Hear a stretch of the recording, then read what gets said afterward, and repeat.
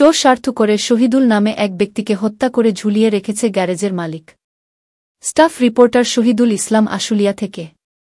আশুলিয়া থানায় নরসিংহপুর এলাকা রহিম বাদশা নামক মালিকানাধীন গ্যারেজে একজনকে চোর স্বার্থ করে শহীদুল নামে এক ব্যক্তিকে হত্যা করে ঝুলিয়ে রেখেছে গ্যারেজের মালিক ও লোকজন।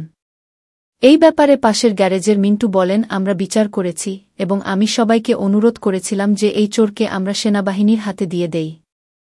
শুকুর আলী বলেন, এখন পুলিশ পাওয়া যাবে না। আমাদের ধারণা শুকুর আলী হত্যা করতে পারে যেহেতু পলাতক রয়েছে সে।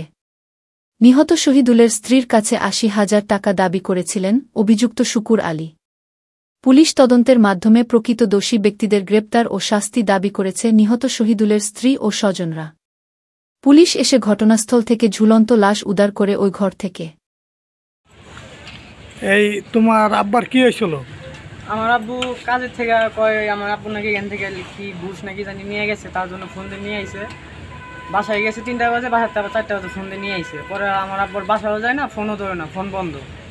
পরে রাত ২টা পর্যন্ত আমি জায়গায় রুমে বসেছিলাম যে আব্বু হয়তো বা আইতে দেরি হবো, অনেক সময় দেরি হয়ে যাইতে।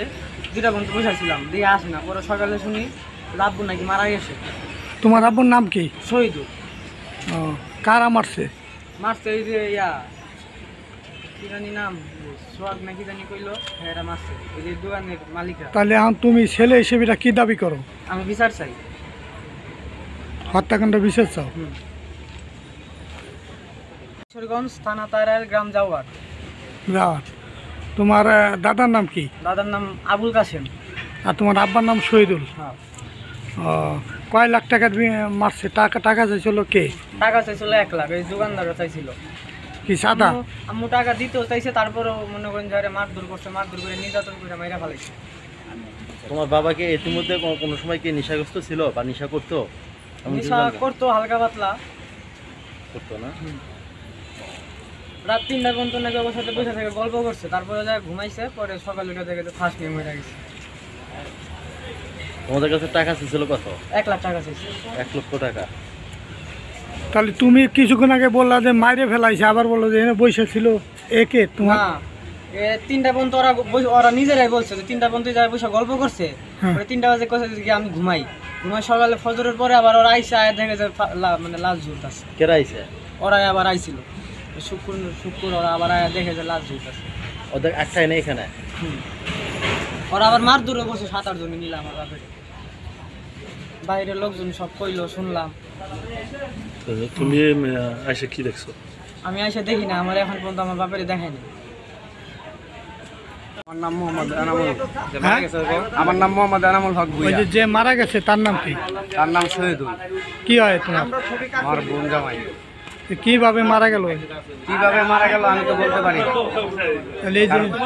আমি তো জানি না। আমি তো জানছি আরেকজনের মাধ্যমে, আমার বোনের মাধ্যমে। আমার বোনের কাছে মিলে ১ লাখ টাকা চাইছে। কে চাইছে? চাইছে শুকুর আলী। শুকুর আলী রাত্রে মাইদুর করার পরে ১ লাখ টাকা চাইছে। ১ লাখ টাকা আমার বোনে বলছে যে ওর গায়ে হাত দিয়েন না, আমি টাকা ৮০,০০০ দিতেছি, এরকম একটা কথা বলছি। এখন আপনি কি দাবি করেন?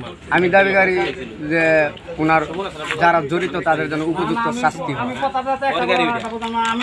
ঘটনা তো জানি না ভাইয়া, সব ছেলে জানে। আপনার কি হয়? আমার ভাই লাগে। ওনার নাম কি? আপনার ভাইয়ের নাম কি? কি রে আব্বা? শহীদুল। আপনার বাড়ি কই? আমার দেশের বাড়ি কুষ্টিয়া। কুষ্টিয়া? তাহলে কেমন ভাই আপনার? মানে বান্ধবীর জামাই, আমরা একই জায়গায় চাকরি করি না। বান্ধবীর জামাই, এখন এই জায়গায় তো কেউ নেই, ছেলে একলা, তাই আমি আইছি যে এখন ছেলের কাছে যে দাঁড়াই। আপনি কি দাবি করেন এটার?